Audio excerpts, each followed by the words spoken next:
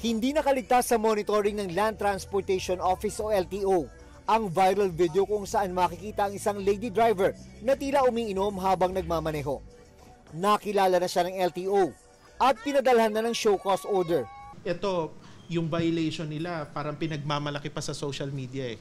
So yan yung pinagbabawal ho. Haharap po siya sa pagdinig dito sa amin sa LTO para patunayan niya na hindi alak yung iniinom niya. Ngayong panahon na kaliwat kanan ng party dahil sa nalalapit na Pasko at Bagong Taon, inaasahan ng LTO na mas dadami ang mga pasaway na magmamaneho kahit nakainom. Kaya mas pinaigting na raw ang deployment ng mga unit dala ang mga breath analyzer para ipatupad ang anti-drunk and drug driving law.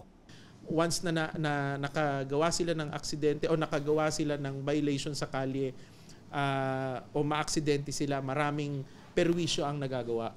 Minsan buhay pa yung nawawala. Merong 400 unit ng breath analyzer ang LTO na nakakalat sa iba't ibang panig ng bansa. May mga karagdagang unit pa na darating ngayong buwan. Paano nga ba ito gumagana? Ayon sa medical website ng Medical News Today, sinusukat ng breath analyzer ang alcohol content level sa katawan ng isang tao base sa hangin na binubuga nito. Ang alcohol daw kasi sa alak na ininom ng isang tao, hahalo yan sa dugo at sasama sa hininga ng tao. Ang magre-reflect sa datos ng breath analyzer depende sa dami ng alak na ininom at sa bilis ng kanyang metabolism.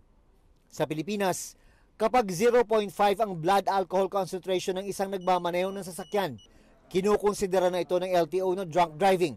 Mas mahigpit sa mga driver ng public utility vehicle at motorsiklo. Dapat 0 ang alcohol sa katawan.